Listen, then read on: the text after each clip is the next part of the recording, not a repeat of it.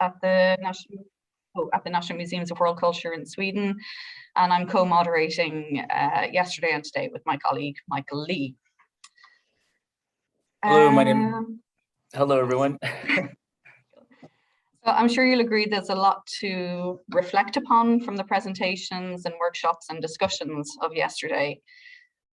Today, we're going to focus on the topic of care. Yesterday was sustainability, so today is care. And we're not talking about care in a paternalistic way, but rather how care relates to how we care for and work with our collections and with Indigenous communities. So we want to think how we can incorporate Indigenous knowledges and Indigenous ways of working within our institutions and our museums. Is this something that we can do considering the structures that exist in our institutions? We can also think here about how we display objects in the museum, how we care for them, how we store them, and even how we arrange our storerooms. And I'm also thinking about conservation approaches to object care. And I'm aware that last week there was a very interesting two-day conference in Hamburg, rethinking collections care from conservation to conversation. So I think that is probably an interesting point of discussion. So can we improve or develop new methodologies and practices that will incorporate Indigenous material and immaterial knowledge systems in a meaningful, respectful, and egalitarian way, and not in the sort of colonial extractive method? Can we find ways of bringing together what are often opposing approaches and ways of working? So our first speaker this morning, I am delighted to welcome Victoria Phiri Chitungu. Victoria is a curator from the Choma Museum and Craft Center and is a cultural historian with a specialization in Zambian culture. She has an MA in Indigenous Studies obtained from the University of Tromsø in Norway and is currently a PhD candidate at the University of Zambia. She's a member of ICOM and has served as Secretary of the International Committee of Ethnographic Museums, as Africa Regional Representative for the International Committee of Education and Cultural Action, and is a board member of the African Museums and Heritage Restitution Organization. And she's also a consultant for the proposed Women's History Museum in Zambia. So I'm sure she's going to talk to us about that work today. And Victoria, the floor is yours and you're very welcome. Thank you. Thank you so much. Thank you for having me. Yeah, I'm going to talk about, I'm going to talk about my experiences from the community to the museum aspect of looking at how we take care of the object. And my title of the my presentation is Moral Obligations in the Care of Museum Objects, a case study of the Women's History Museum in Zambia in relation to Choma Museum where I'm working and the Museum of Ethnography in Stockholm. And I'm looking at their African collection.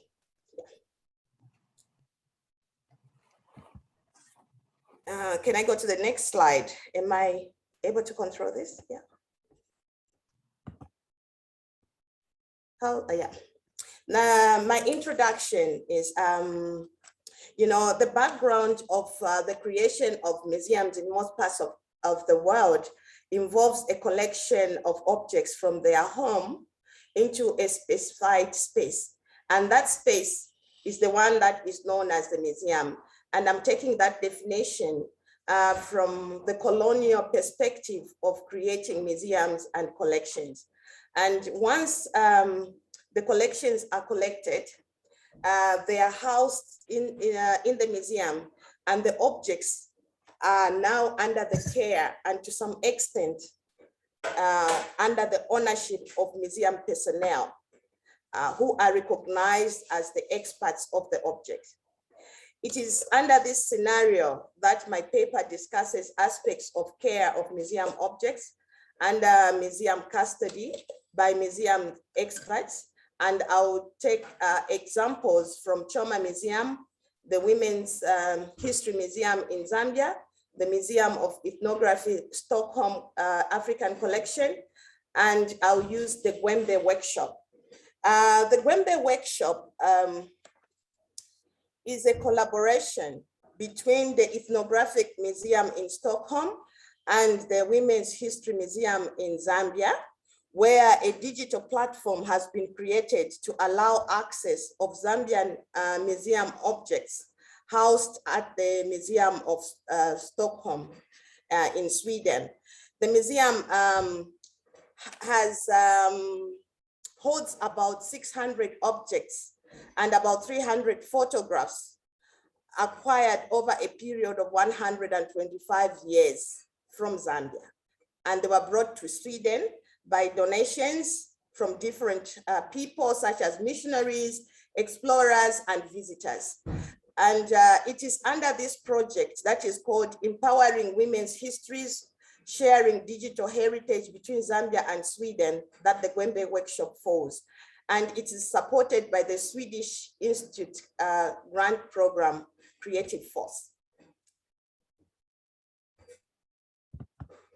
Can I go to the next? Oh, yes. Yeah. So this is the Gwembe Workshop. I'm just sharing some of the pictures because it involves, this is a pilot project that involves the local communities to identify the objects that are held in Sweden.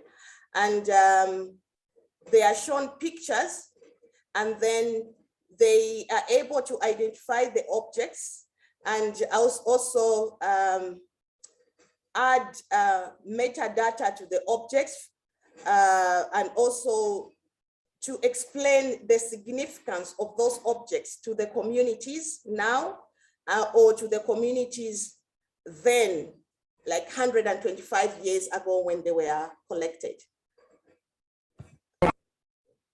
I can have the next slide. Yeah. So the participants, the community participates in this workshop very actively, where they discuss the objects. They trace the objects. We trace the objects to the owners, and also we look for the validation and also the knowledge of the objects given by the owners themselves. So this community that was identified as where some of these objects could have come from, they would sit in one workshop, identify these objects, and validate that they are the owners of these objects. The next slide.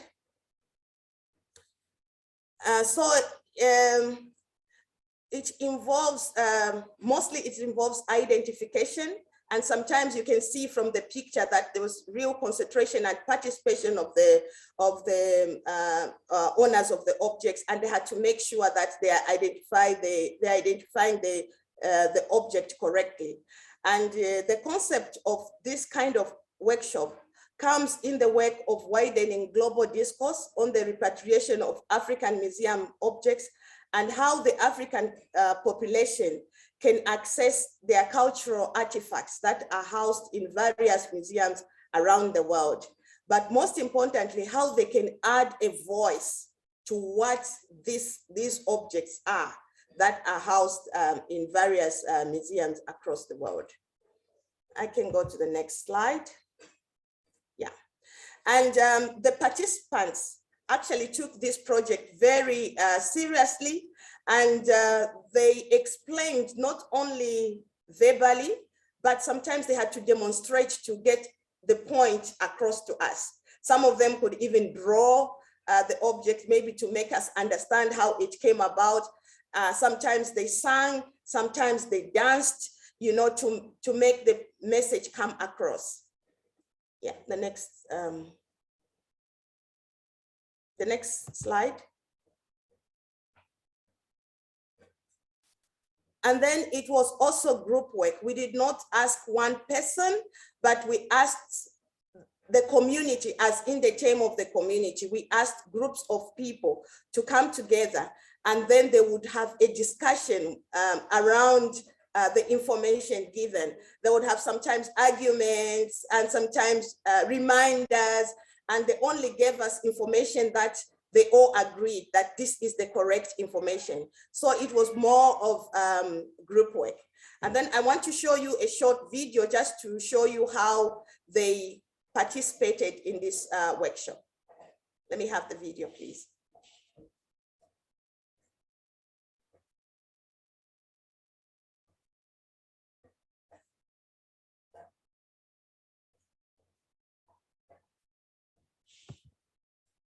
Okay, no, I need the video. I can go back to the screen now. Okay, yeah. Can I? Hey, sorry to, do you want the video from the third slide? From the okay. Is that the one? That's the one. Okay, let me then jump back and share it again.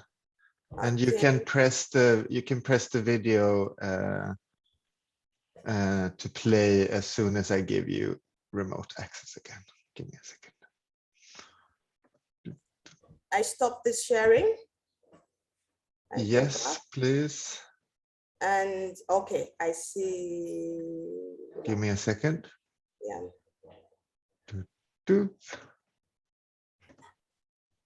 Here and give. I've sent you a request for access.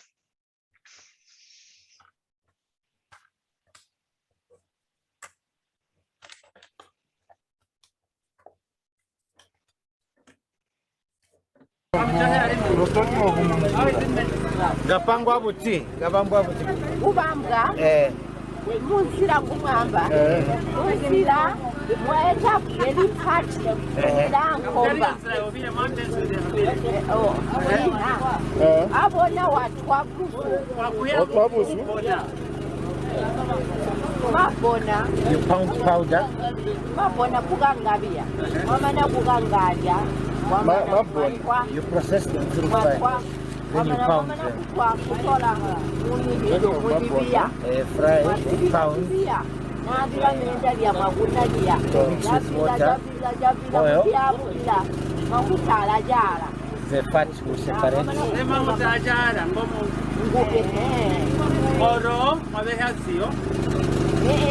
Iyo ndiyakubika munzira. Mama naino masanganya makutadya ngumwatani. Ngumwatani.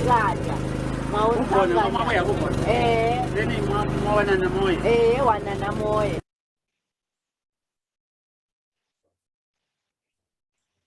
Okay. Yeah.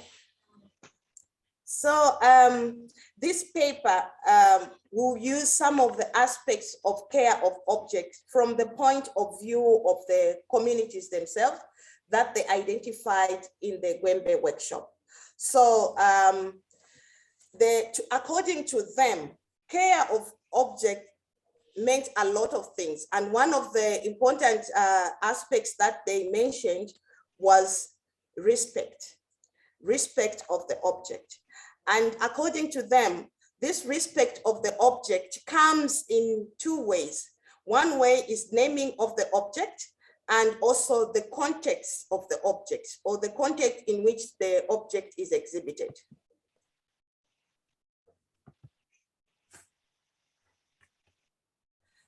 Under naming of the object, the community. No, you can go back to the previous slide.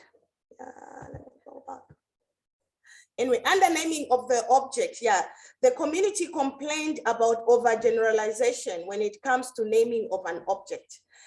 In the Gwembe workshop, the community mentioned that generalization of the object name meant it to be disrespectful of both the object and the community from which it came from. And generalization of the object names also deducted some of the values of the object that cannot be separated from the object and can only be obtained through their names. Without a comprehensive value of an object, to them, they felt that proper care cannot take place. This has the danger of the trivialization of the object. A good example that I'll give will be the naming of what is called the Mpande shell. We can go to the next slide. Yeah.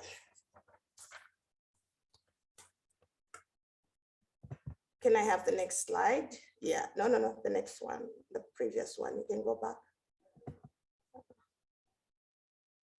Back. Not forward. Oh, I'm going forward.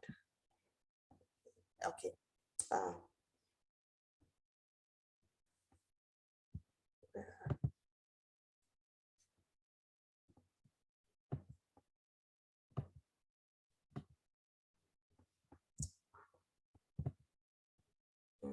I want to go backwards and I'm not going back.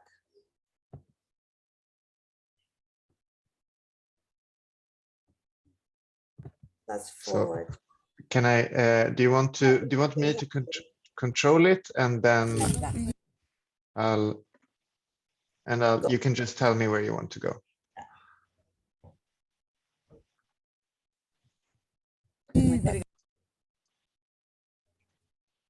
Back, not, I think this is forward.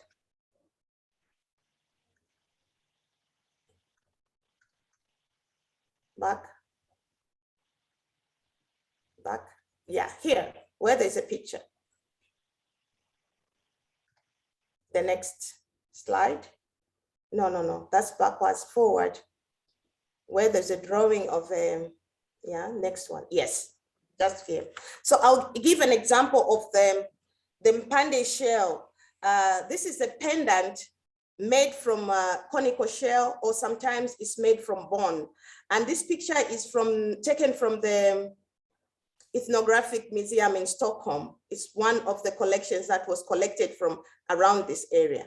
And this pendant was popular in pre-colonial Africa, and it was across Africa, and it was a symbol of wealth and also an ornament that was worn by people of prestige. And these pendants come in various shapes. And one of the shapes is this one, which is a triangular shape. We have also this collection in the Choma Museum and also in other museums in Zambia. And to us museum experts working in Zambia, we have given this pendant a general name, which is called Mpande. And we know it by that name as a Mpande shell or Mpande bone. But when we showed this object to the community, they told us that Mpande was a general name, but they had a specific name for this type of pendant, which is shaped in this form, and it was called Ndolo to them. So it was not just Mpande, but it was specifically called Ndolo. And we also learned that this pendant went together with other ornaments. And for us, we just called the whole package a necklace. But for them, they had specific names for different parts of this necklace. So the string was called the kakuze, the small beads were called simbili, and the bigger beads were called mangongo. So we learned from this, from the community, they specified names of the ornaments that went together with the Ndolo pendant to form a necklace. So to them, they didn't call this as just Mpande shell, but they had a specific name. Yeah. I can go to the next slide. Yeah. The other problem that they discovered that they told us in the care of objects was the context of the object. The community complained that in most cases, objects in the museum were exhibited out of their context, or sometimes you had the emphasis of one context and ignoring other contexts. To them, a wrong context can make an object to lose some of its value, and this will also affect the way the object can be taken care of. If the object is not valued accordingly, to them, it means that the object was not being taken care of. I can go to the next slide. A good example that was given of the context was the grinding stone. Under our exhibitions at Choma Museum, the grinding stone has always been interpreted only as a kitchen utensil because it's used for grinding meals by women. However, the Gwembe Workshop revealed to us that the grinding stone is also used by the community to celebrate a woman's work and contribution to their society. So for this reason, the grinding stone to them forms also part of the final funeral rites for women, because it is placed on the women's tomb as a marker of service to the society. And for them, when they look at a grinding stone that has been placed on a tomb, they can tell if the woman was old or if the woman had given a lot of service or a lot of years to the community, because the grinding stone will be more worn out for an older woman or for a woman that has worked, for a long time on her grinding stone. So the grinding stone itself had a story to tell about even the woman that lie in this tomb. We can go to the next slide. For this reason, after so many years at Choma Museum, Choma Museum was created like 50 years ago, and it has a part where it shows the Gwembe people's funeral rites. And they have shown that there's an exhibition showing the goods that are associated with the funeral rites of the Gwembe people. And all these years, the grinding stone never formed part of the funeral rites goods because we didn't know that it does. After this workshop, we added the grinding stone. You can see in the picture. So it is exhibited as a kitchen utensil when we go to the domestic exhibition, but when we reach the funeral rites part, it's also part of the exhibition now. And recently we had a meeting with other museum experts from other parts of the country. They came to our museum and they did not believe that this grinding stone could form part of the funeral rites. So that's how much we realized that we didn't know as much as we thought we knew. We can go to the next slide.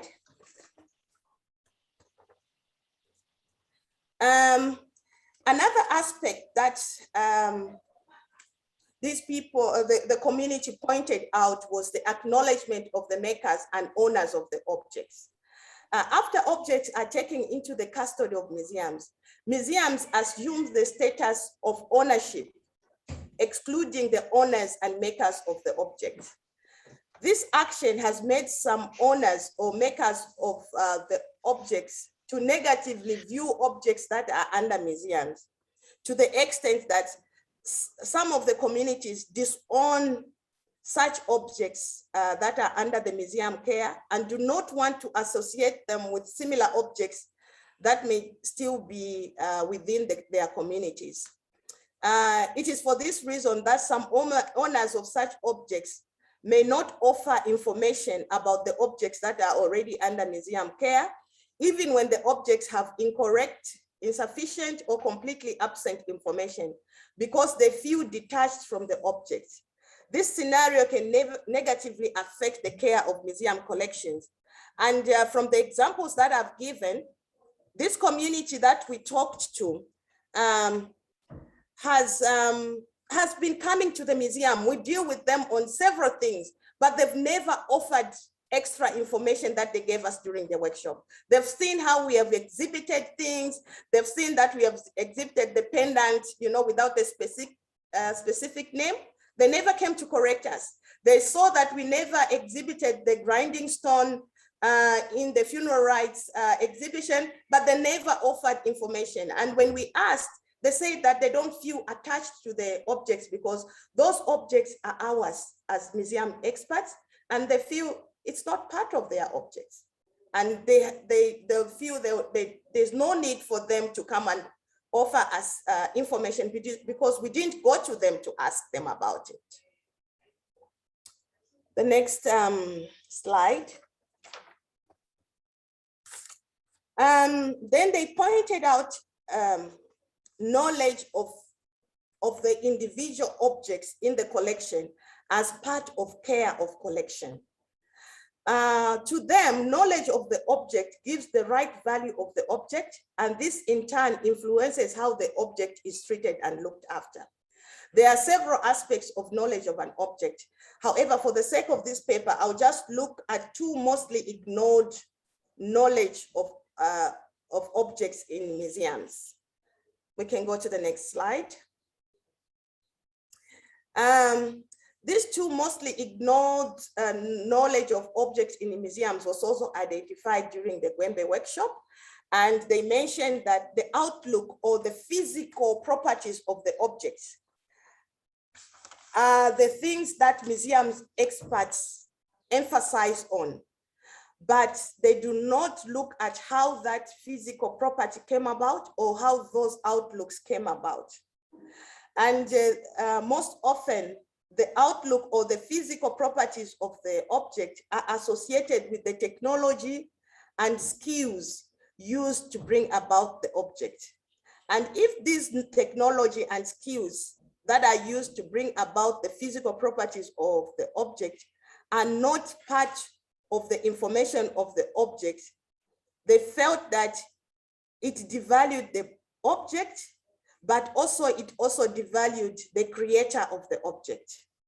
Because according to them, when the knowledge or the skills and technology of how this object came about is not included, the care of the object will also exclude the very process of creating that object.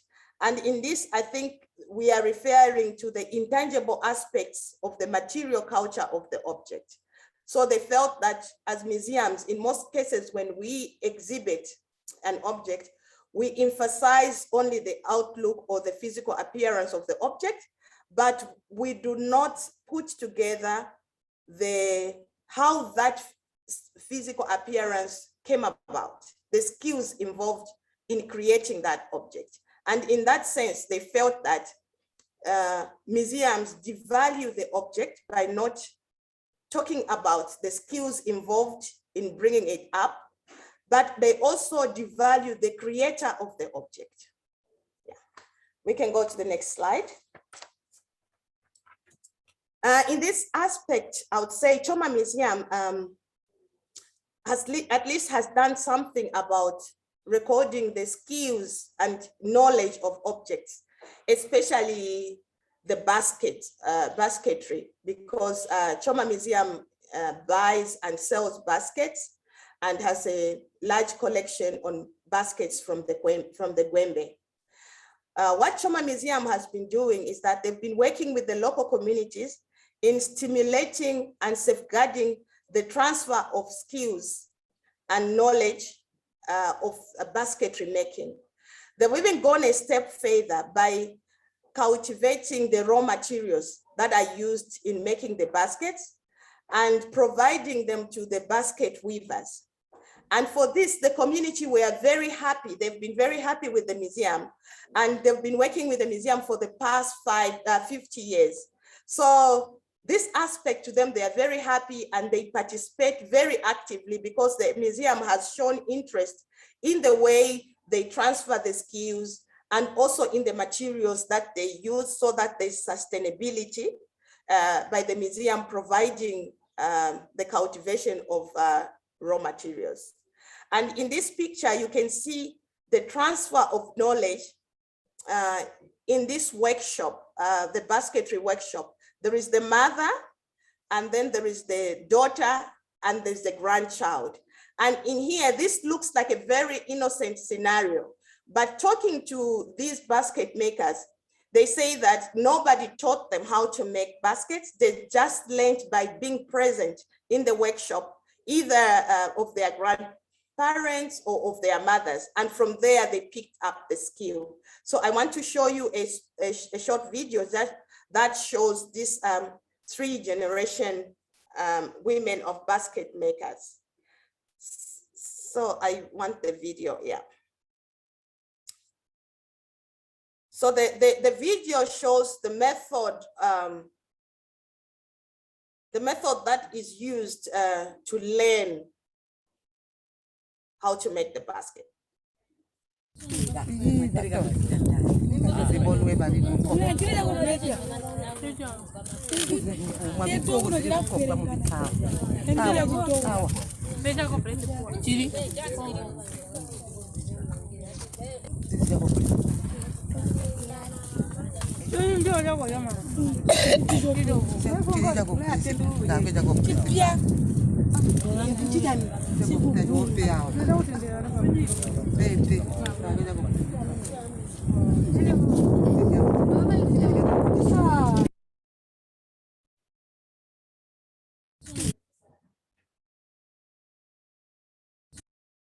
Yeah, so the little girl is just simply present while the grandmother and the mother are working on the basket.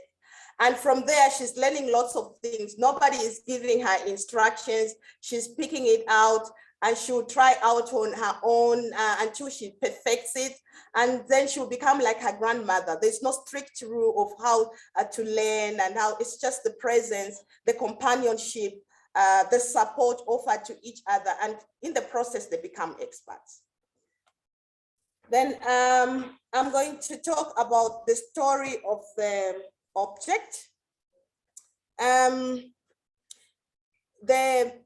The community complained that most of the objects that are exhibited in museums do not allow the object to tell its own story. Because just like the knowledge that is embedded within the objects, some objects have a story embedded in them. Museum professionals have a tendency of wanting to tell the story of the object in their own worldview. But you know, the question they asked was, if the very composition of the object can tell its own story, why don't museum experts allow the objects to tell its own story? Because this will extend to the care of the object, because it will include the care of the different worldview that goes together with the object that might be different from museum experts' worldview. And here I use the example of the same baskets. To most people, when you look at this display of baskets at Choma Museum, they would just look at these baskets and think of them just as containers. But to the owners of the baskets, the basket makers, these baskets have got lots of information, has got lots of stories, and the stories are embedded in the patterns. That's why after we got this story, we displayed the patterns, you know, to show the stories that each basket was telling. We can go to the next slide.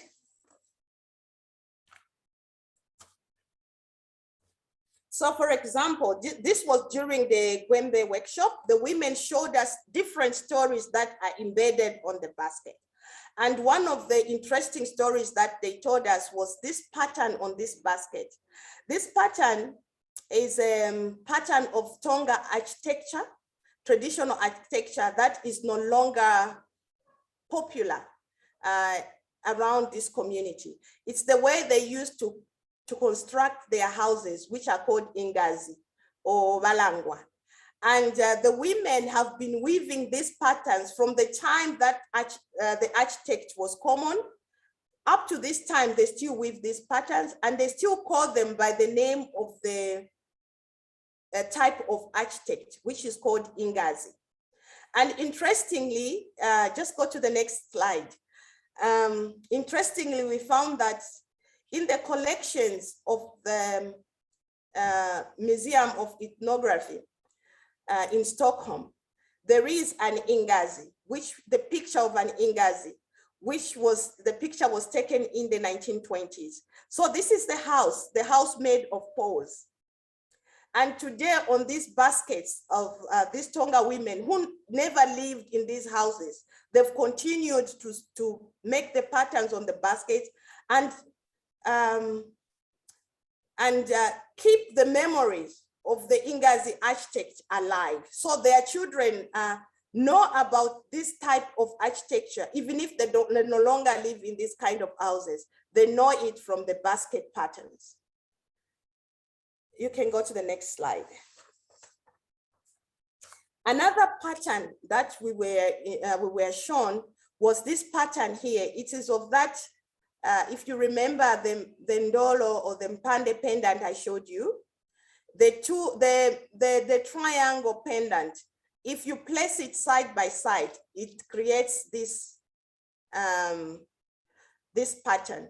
And this pattern is on the Tonga baskets up to now, even if the Ndolo or the Mpande shell pendant is no longer worn. We never found anybody that wears this, but they have it on the baskets and they still call it Ndolo or Mpande. And their children know about this, even if it's no longer in use. You can go to the next slide. So the memory of this Ndolo that was collected in around from this community in the 1920s and deposited in the museum in Stockholm, and now it's no longer in use and no longer in the community, has been kept on the baskets as something that happened in this community and something that they can still interact with as a basket pattern. You can go to the next slide. And then we found this picture from the photographs collected by the museum in Stockholm. And this picture shows us how the baskets were made in 1920. And what was happening here is that this woman that was making this basket was also documenting the history of the community. And Africa has been known not to write. They say Africa has not been writing. But what we can see from this is that Africa has been writing, but not in the way that the museum's experts think. So there's another worldview of writing, and that writing has been on this basket. And this history has been with us very visible, yet we were unable to read it because we didn't understand what was happening here. We can go to the next slide. And this woman, this picture was taken in 2020 during the Gwembe Workshop. And when you look at that picture from 1920, and you look at this picture of 2020, you can see that this care of the worldviews among the Tongas has continued in documenting their local history. They have not stopped, and they don't even care, even if we call them that they don't write. They've continued to write in the way that they know, and they've continued to document their local history for their children using their baskets and their basket patterns. We can go to the next slide. I'll also talk about housing of collections as part of care. Care of collection also involves providing appropriate housing of collections. Museums most often than not built first, and then the collection is brought into the building. In other words, the objects are made to fit into the museum building and not the museum building built to fit into the objects. In some cases, care is compromised because the structure of the building does not fit with the objects. So for this housing of collection, I'll use the Women's History Museum as an example. We can go to the next slide. The Women's History Museum has chosen to do things differently. They would want to have the museum to have the perspective from the community to the museum. So the museum has decided that some objects not all objects will be collected. There's no need to collect all objects from the community. So all objects can be left with the community. And then the objects can be accessed through the guardianship of the owners, who are the community members. And the community members to be recognized as the experts of the objects. In this case, the communities will be recognized as the experts in the knowledge of the objects. Museum experts and researchers will be consulting community owners as experts in a bid to turn the tables in curatorship of collections in what will be called from the communities to the museums. So the objects will be left to be housed in the community. We can go to the next, yeah. So then on the actual building, the Women's History Museum has decided to first study the objects that they want to take into their museum. And then before building the museum, so that the building will respond to the needs of an enhancement of the objects and not the other way around. Then the museum also intends to explore all senses other than just the visual sense in the manner in which they intend to make the object come alive. So they will include other senses such as the motion, feeling, smell, and all those aspects so that the object comes alive. But I think what is most importantly is that they want to integrate the building design with the surrounding natural environment. So that the environment in which this building will be built, it will also look at the knowledge that the environment contains and also the community it sustains, so that this community which it sustains will include human beings, animals, and plants, so that they can intimately be connected to the material culture that will be on display in the museum. So then the environment in which this building will be built, it won't be altered. It won't be changed so much. They'll try as much as possible to incorporate the environment to be in connection with the objects on display. We can go to the last slide. So I know I've talked of so many things, but in conclusion, I think what I'm talking about is that meaningful care of museum collection cannot take place from the point of view of museum experts only. The true value of collection can only be realized when there is change in curatorship of objects to include the owners of objects. And then other point of views should be taken to take center stage in order for the collection to have their full value, which can determine how the collection can be taken care of. Studying the objects from the community's point of view to the museum is important and not vice versa. And then the environment in which the museum is built should not be disturbed, but should be incorporated to link to the objects that are in the museum. And there is no need for collecting all the objects from the communities and putting them in the museum. It is important to make the community to be an open museum and leave the objects in the community and let the community be the curators and the experts of the objects. And the museum should just have a relationship with the community where they can go and access the objects for study, for research, or for documentation without necessarily taking everything away from the community. This has been a long presentation, but thank you so much.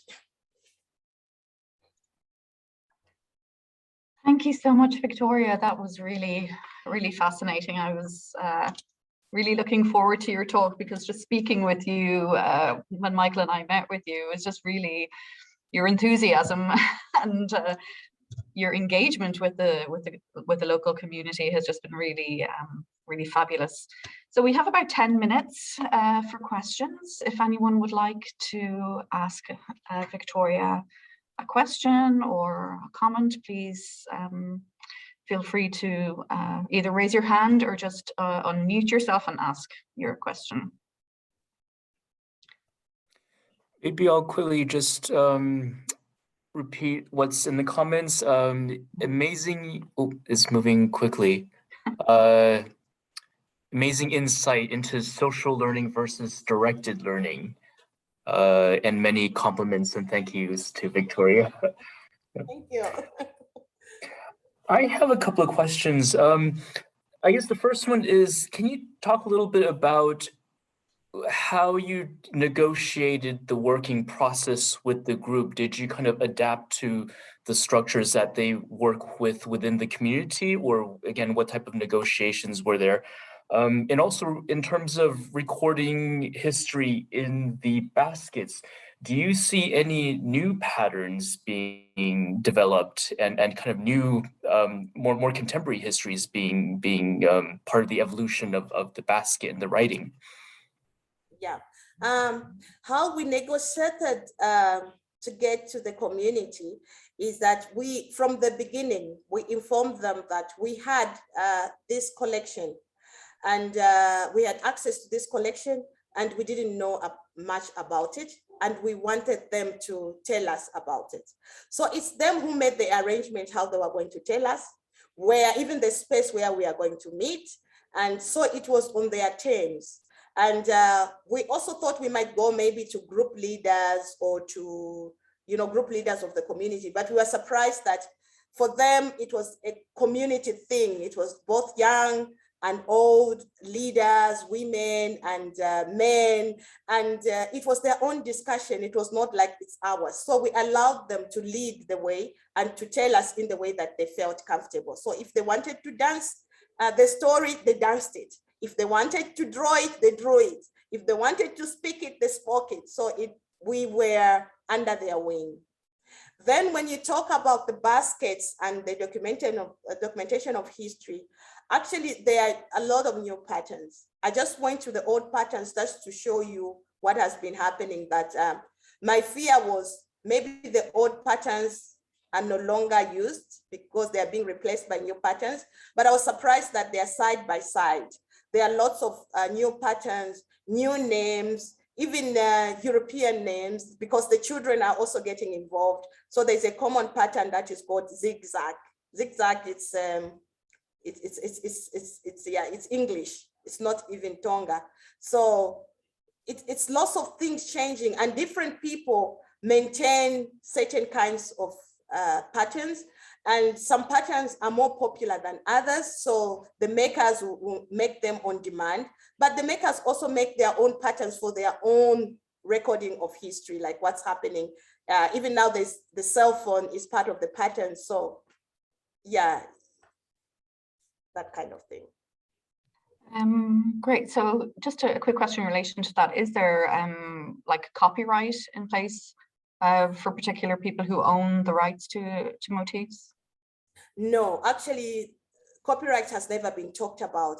And for us, this process of taking back the information back, engaging the community in creating the information, for us was a starting point of also making the community claim ownership.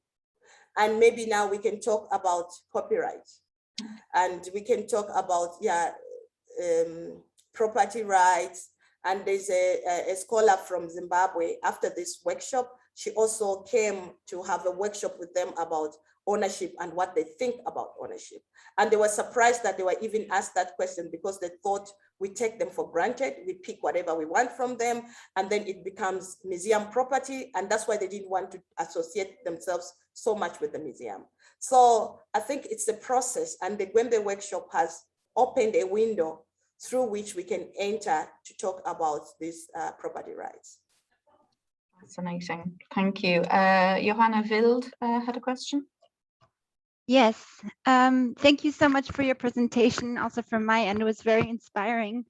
I was wondering, you'd mentioned at the beginning that at the Choma Museum, originally the communities, when you were reaching out to them, they didn't claim ownership of the objects. They believed that they belonged to the museum, and museum experts were to speak about them because they didn't feel connected to them anymore. So I'm wondering whether the workshop and this process of working together changed anything about that. So the communities now also maybe visit the museum or engage there, or is this work mostly taking part within the community still? Yeah, it changed a lot of things. First of all, it changed us museum workers. I've worked for museums for more than 20 years. You can never imagine how much this workshop changed my view. But it also changed them, that they felt welcome for the first time, and they told us that. And when we changed some of the information that they gave us, we engaged them. That, like when we went to put the grinding stone as part of the exhibition, we asked them to choose the grinding stone, which would be the best. And even we engaged them in placing it, how we are going to place it in relation with the other objects. And even that, in that, you know, it was a good experience because we were arguing. I was telling them why I wanted it at a certain point, and they were also telling me why they wanted it at a particular spot. And we compromised, and I explained to them how visitors view the objects and how it can abstract other things. And then they understood and they agreed with me. But I also understood how, you know, they viewed this object and how it should be placed. So that place where we have placed it is not a final space. We want to create proper space that can include their view. So yeah, it has changed a lot of things, though very minimal when you look at it, but for me, that's a giant step. Okay, thank you. And we have a question from Bianca Lady. Yes, thank you, Victoria. I'm so happy to hear this presentation, and I was part of starting the ongoing Africa project at Ethnographic, so I'm just so thrilled to hear what's happened. And I think my question has to do with distance.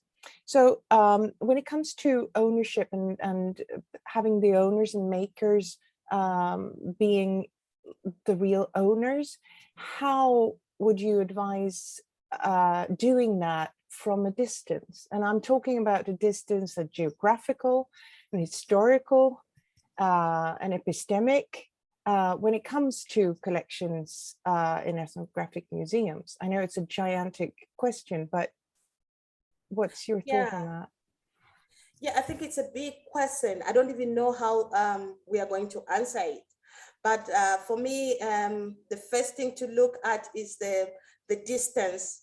The distance for Choma Museum, you know, the objects that we looked at are those that are connected to the community that is very near to the museum. So the first thing was the closest community, to deal with the closest community.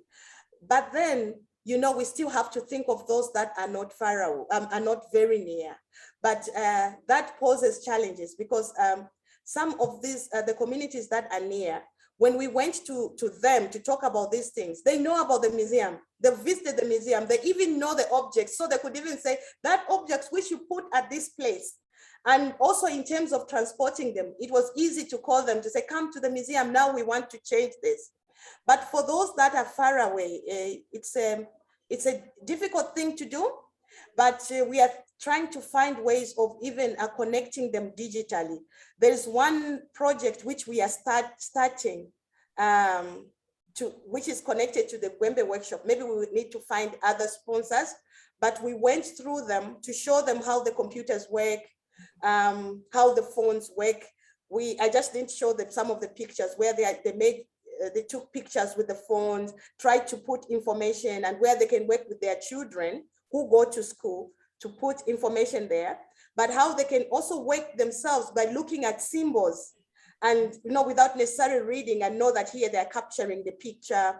So it's a slow process, but we think it's important. When they find something, they can send to us, they can add information.